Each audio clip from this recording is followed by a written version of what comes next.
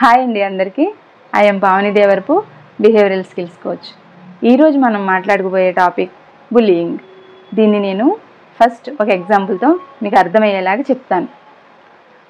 ఒక స్కూల్లో ఒక స్టూడెంట్ని, అంటే ఒక 4th క్లాస్ చదివే స్టూడెంట్ని వాళ్ళ ఫ్రెండ్స్ అందరూ కలిసి టీజ్ చేస్తున్నారు. వాడు కొంచెం లావుగా బొద్దుగా ఉంటాడనమాట. వాడిని నువ్వు లావుగా ఉన్నావని, బండా అని అట్లా ఏదో మొత్తం మీద టీజ్ చేశారు వాళ్ళ ఫ్రెండ్స్ అందరూ కలిసి.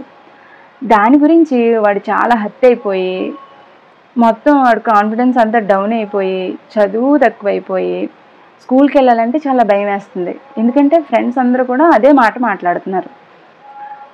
చాలా డల్ అయిపోయాడు. ఇంట్లో కూడా చాలా సైలెంట్గా ఉంటున్నాడు. చదువు తగ్గిపోయింది, మార్క్స్ తక్కువ వస్తున్నాయి. తల్లిదండ్రులకి ఏమీ అర్థం కావట్లేదు. ఇది సమస్య. అసలు ఫస్ట్ మనం బుల్లియింగ్ అంటే ఏంటి అనేది, దాన్ని ఎలా ఐడెంటిఫై చేయాలి అనేది మాట్లాడుకుందాం. Types of bullying. Verbal bullying అంటే mocking, teasing, body shaming. Physical bullying, pushing, hitting. అలాగే సోషల్ బుల్లియింగ్ అంటే ఐసోలేటింగ్, ఇగ్నోరింగ్. స్టూడెంట్స్ మీద ఈ బుల్లియింగ్ అనేది ఎలా ఇంపాక్ట్ చూపిస్తుంది అని అంటే, పిల్లల్లో కాన్సన్ట్రేషన్ అనేది తగ్గిపోతుంది, కాన్ఫిడెన్స్ తక్కువైపోయి చదువులో చాలా వెనకబడిపోతూ ఉంటారు. దీనిని వెంటనే గుర్తించాలి. ముఖ్యంగా తల్లిదండ్రులకి ఈ విషయం చెప్తున్నాను.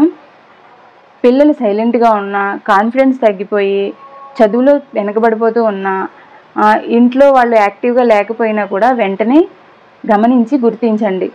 ఈ సైలెంట్గా ఉండి అది అప్పుడప్పుడు డిప్రెషన్ వరకు కూడా దారితీస్తుంది.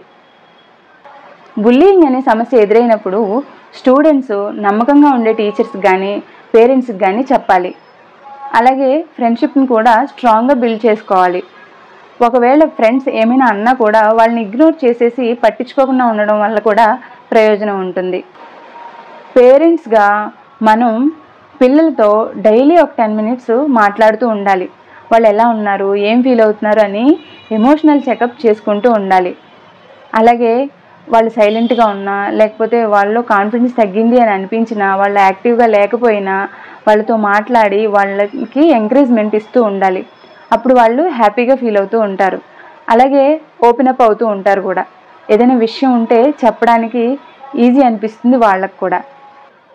స్కూల్స్లో కూడా ఈ బుల్లియింగ్ అనే దాని మీద అవేర్నెస్ ప్రోగ్రామ్స్ చేయడం, అలాగే ఫ్రెండ్లీ నేచర్ క్రియేట్ చేయడం లాంటి ప్రోగ్రామ్స్ కండక్ట్ చేస్తూ ఉంటే చాలా వరకు ఈ బుల్లియింగ్ అనేది తగ్గించే ప్రయత్నం మనం చేయొచ్చు. ఇలాంటి మరిన్ని పిల్లల బిహేవియరల్ టిప్స్ కోసం ఈ ఛానల్ని సబ్స్క్రైబ్ చేసుకోండి. Thank you.